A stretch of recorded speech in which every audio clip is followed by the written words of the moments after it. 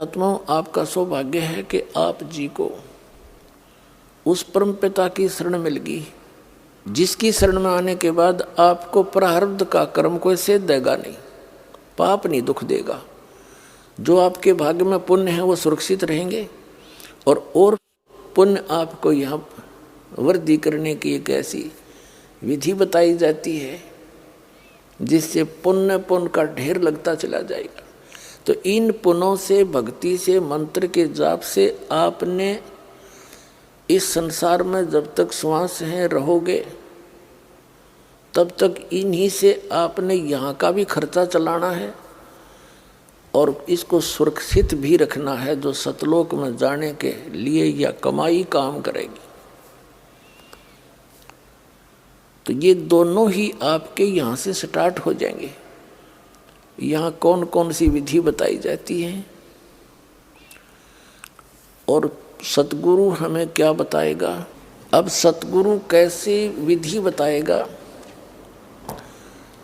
अब कबीर परमात्मा ने क्या बताया है, जग सारा रोगिया रे जिन सतगुरु वैद न जाण्या, जग सारा रोगिया रे जग सारा रोगिया रे जिन सतगुरु वैद न जाण्या, जग सारा रोगिया रे। भाई जन्म मरण का रोग लग्या है, तरसना बडेरी खांसी, जन्म मरण का रोग लग्या है, तरसना बडेरी खांसी। आवागवन की डोर गले में या पड़ी काल की फांसी, जग सारा रोगिया रे जिन सतगुरु वैद न जाण्या, जग सारा रोगिया रे जग सारा रोगिया रे जिन सतगुरु वैद न जाण्या, जग सारा रोगिया रे। भाई सच्चा सतगुरु कोई न पूजे, इन झूठों जगपतियासी। सच्चा सतगुरु कोई न पूजे, इन झूठों जगपतियासी। अंधे की बाँ गई अंधे ने, ये मार्ग कौन बतासी, जग सारा रोगिया रे जिन सतगुरु वैद न जाण्या, जग सारा रोगिया रे जग सारा रोगिया रे जिन सतगुरु वैद न जाण्या, जग सारा रोगिया रे। भाई देखा देखी गुरु से बन गे, किया न तत्व विचारा।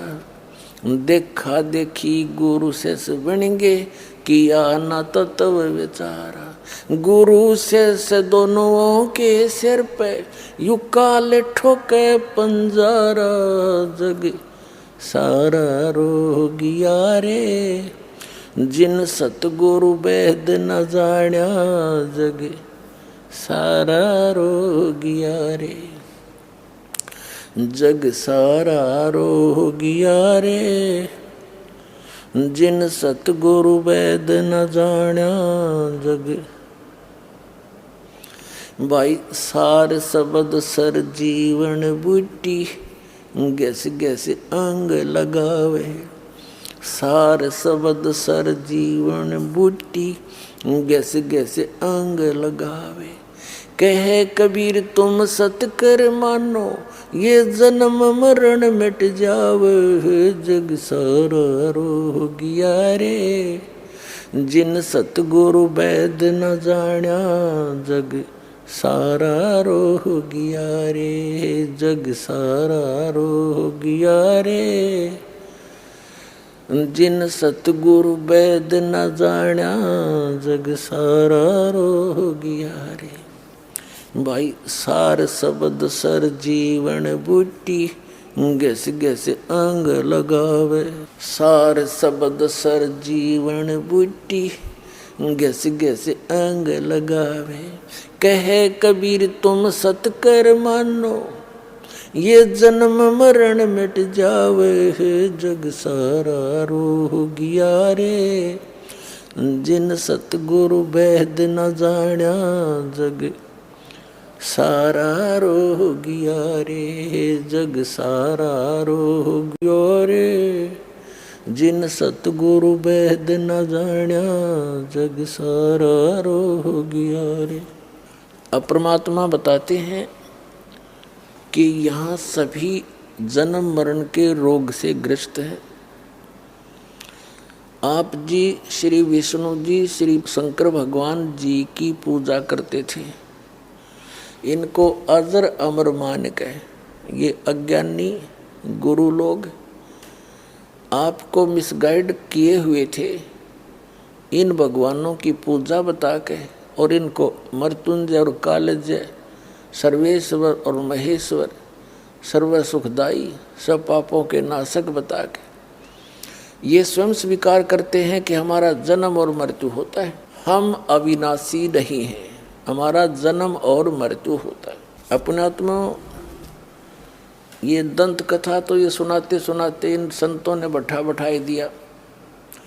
श्रद्धालु का स्वभाव होता है, विद्यार्थी होता है, और जिसके पास ये जाता है किसी के भी माध्यम से उस संत की पूरी महिमा उसके चेले द्वारा सुन के ही जाता है। बड़े पहुँचे हुए महात्मा है, फिर उसको शंकाएं नहीं रहती। जो ज्ञान वो देता सारा सर्वधार्य होता है।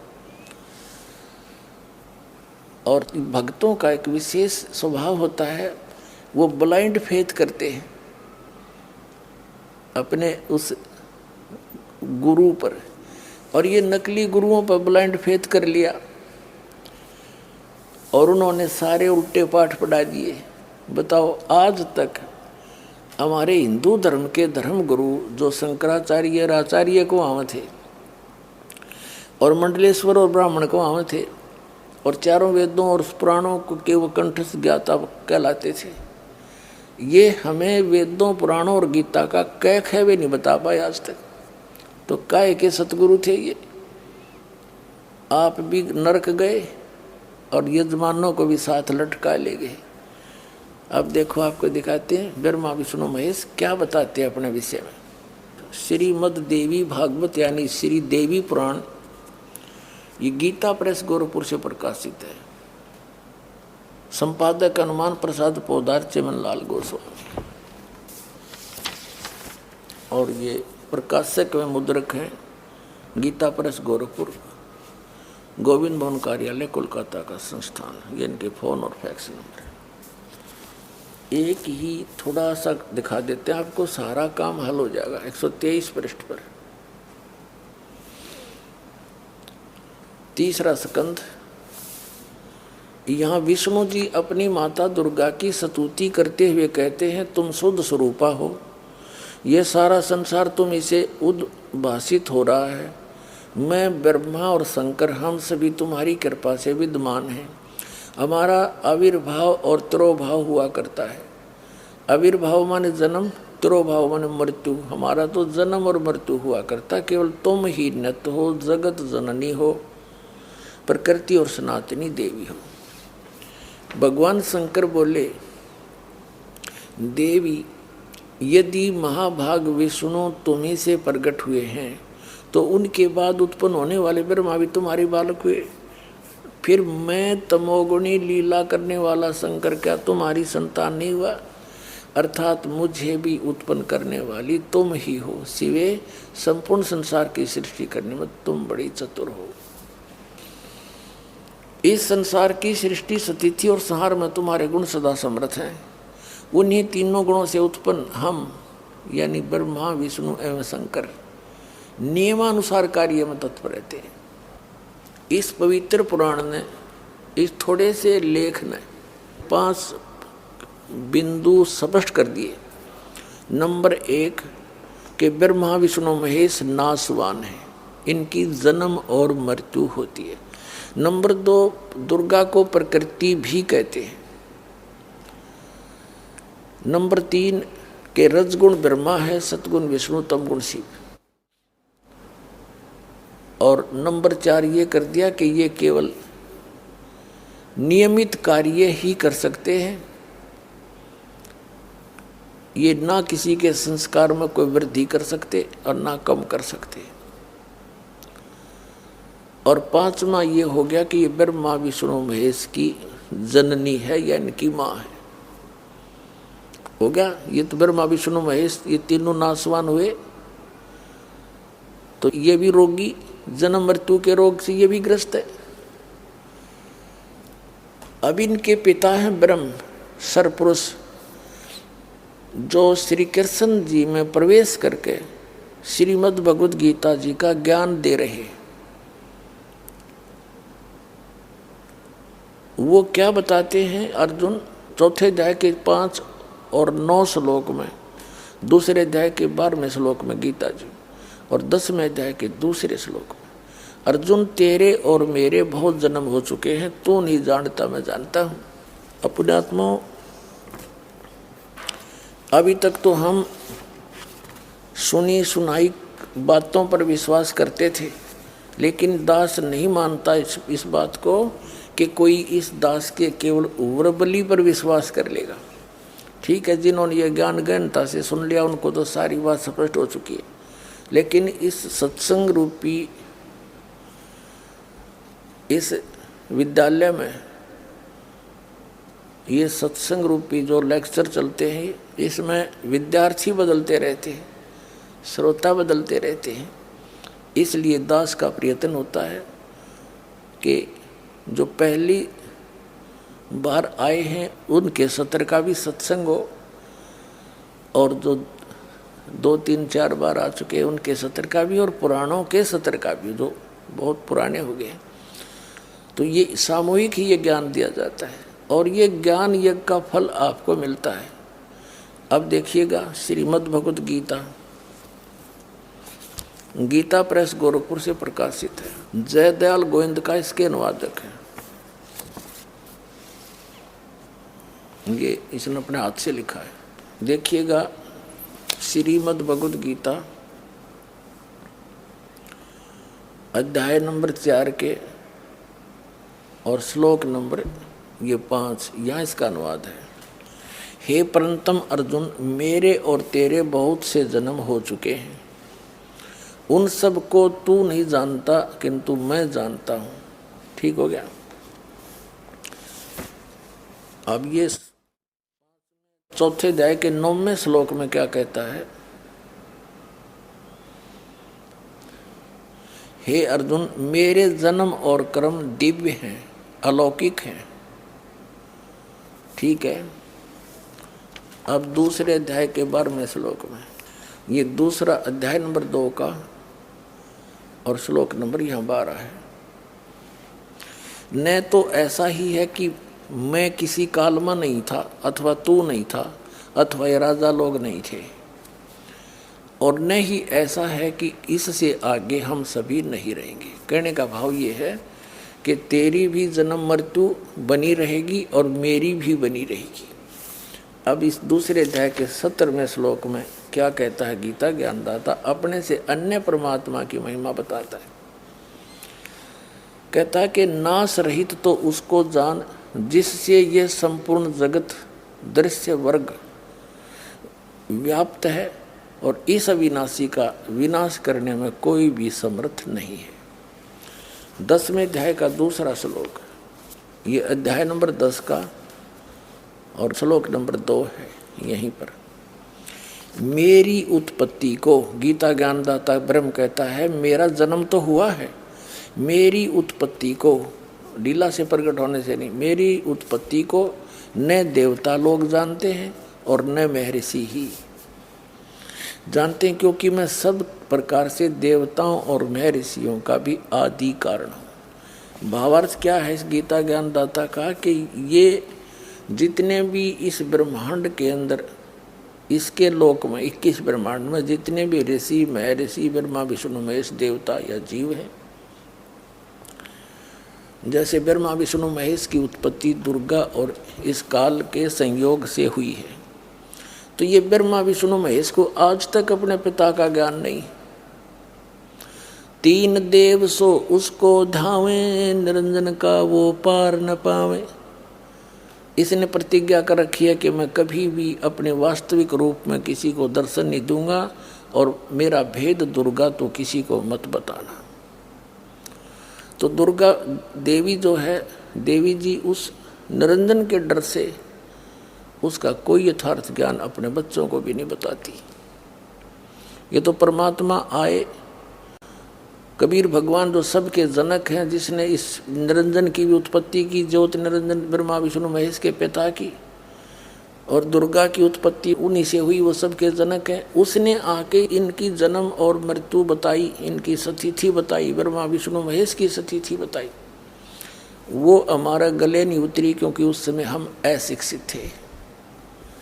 और इन नकली गुरु ब्राह्मण ऋषि महर्षि आचार्य शंकराचार्यों ने 600 वर्ष पहले परमात्मा आए थे, तो उन्होंने परमात्मा के ज्ञान को हमारे तक नहीं आने दिया। ये कह कर के कबीर अशिक्षित है, ये सदग्रंथों से अपरिचित है, संस्कृत भाषा ये जानता नहीं, झूठ बोलता सारी, जबकि परमात्मा सारी साची कह कर चले गए। उस समय के लिखे हुए वचन आज सदग्रंथों ने समर्थन किया, जो भगवान बताया करते थे। अब ये सिद्ध हो गया कि ये तीनों, ये गीता ज्ञान दाता भी नासवान, ये भी जन्म मृत्यु के रोग में। अब श्रीमद् भगवद गीता अध्याय नंबर 15 के श्लोक नंबर 16 और 17 में 3 पुरुष बताए हैं, एक सरपुरुष, एक अक्षर पुरुष। सरपुरुष और अक्षर पुरुष तथा इनके अंतर्गत जितने भी प्राणी हैं वो सभी नासवान हैं, और ये भी नासवान है। गीता अध्याय नंबर 15 के श्लोक नंबर 17 में बताया है कि उत्तम पुरुष तो अन्य है, परमात्मा इति उदाहरते, ये लोक तरम आविश्य विवर्ती अवैश्वर है। उत्तम पुरुष श्रेष्ठ परमात्मा तो कोई और है इन दोनों से, सरपुरुष और अक्षर पुरुष से। ये देखिएगा, श्रीमद् भगवद गीता, गीता प्रेस गोरखपुर से प्रकाशित है। अध्याय नंबर 15 का श्लोक नंबर 16 और 17 दिखाते हैं आपको। श्रीमद् भगवद गीता अध्याय नंबर 15 का और श्लोक नंबर 16 यहाँ पर है। द्वौ माने दो, इमौ माने इस, पुरुषो माने पुरुष यानी प्रभु, लोके क्षर से अक्षर एवच सर्व सर्वाणी भूतानि कटुस्थ अक्षर उच्यते। इसका अर्थ ये बनता है, इस संसार में नासवान और अविनाशी भी ये 2 प्रकार के पुरुष हैं।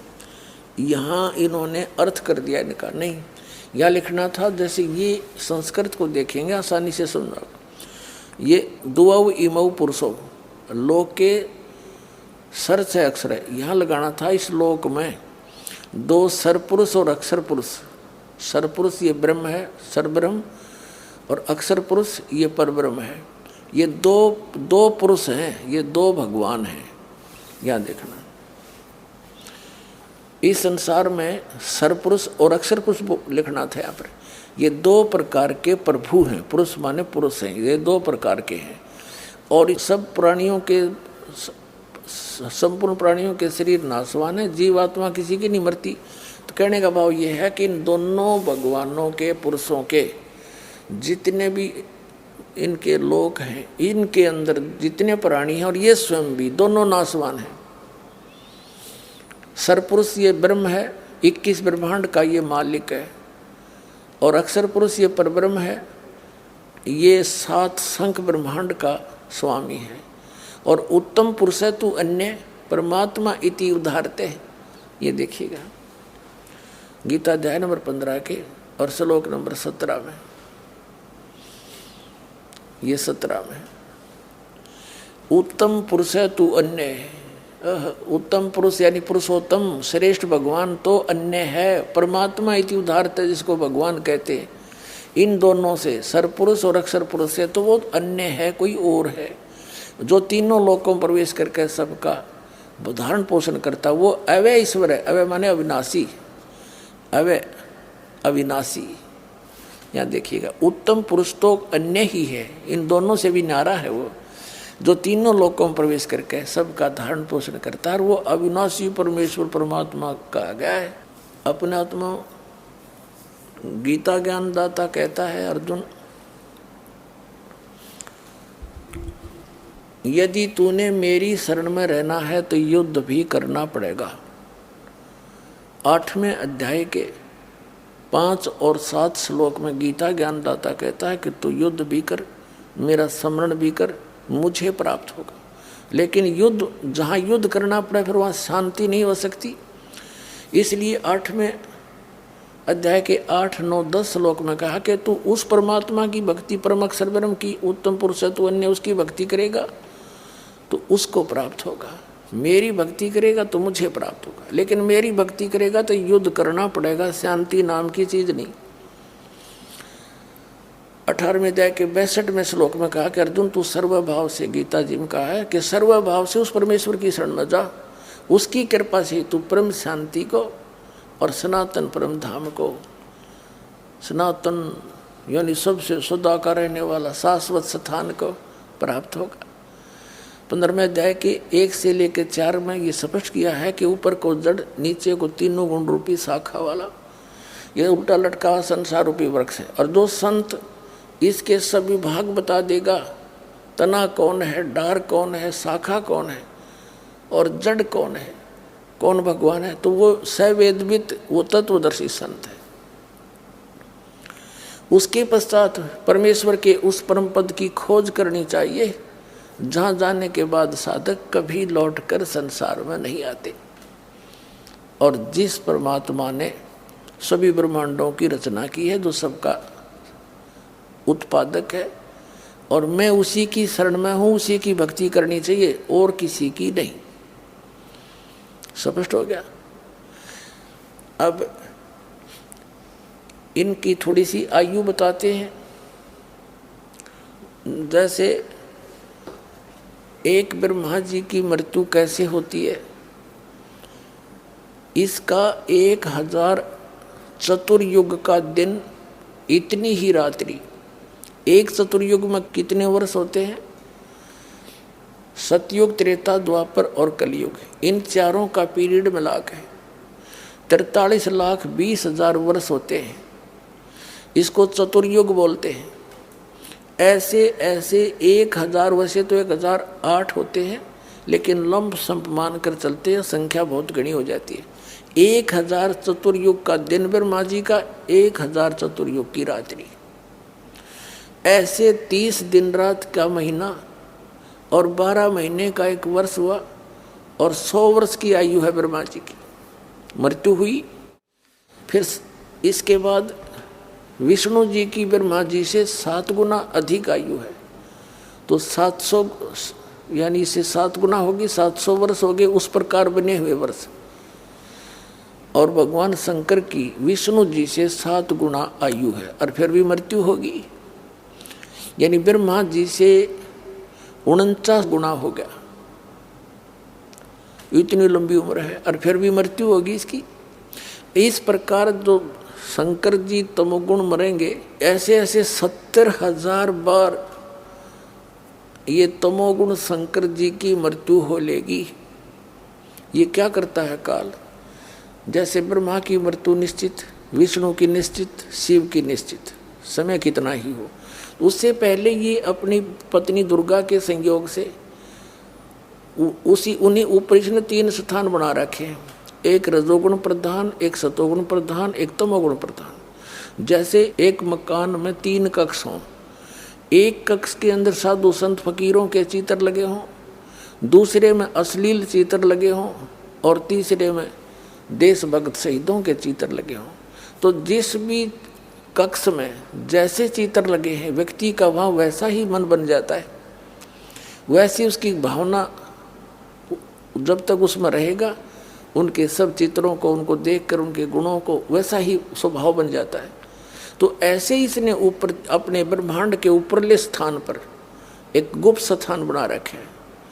तो वहाँ इसने ऐसे 3 स्थान बना रखे हैं। तो वहाँ दुर्गा को जब ये ब्रह्मा जी की उत्पत्ति करता है नए जीव की, तो दुर्गा को बना लेता है सावित्री रूप और स्वयं बन जाता है पंचमुखी ब्रह्मा। और फिर उनके संयोग से जो पुत्र होता है वैसे स्वरूप का, वैसे स्वभाव का बन जाता है। फिर उसको कोमा में रखते हैं, ये परवरिश जारी रहती है। ब्रह्मा की मृत्यु होते ही युवा ब्रह्मा को एज इट इज रख देते हैं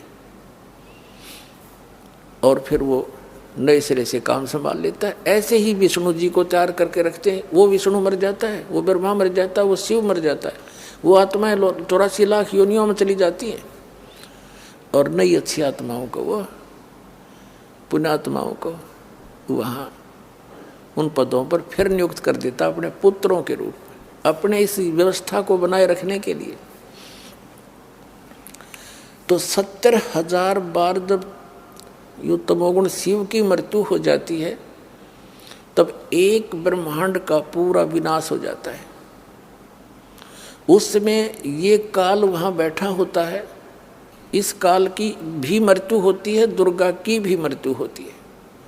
सभी ब्रह्मांड में आग लग जाती है और सब जल जाता है। अब तत्व अपनी अपनी सतिथि में भिन्न भिन्न हो जाते हैं। फिर यहाँ से ये क्या ऑटोमेटिक सिस्टम बना रखा है परमात्मा ने इसके लिए। ये क्या करते हैं, इस ब्रह्मांड से सभी प्राणी ऊपर को उठ जाएंगे नू के नू, और ये यहाँ के जितना भी तत्व है ये यहीं रह जाएगा।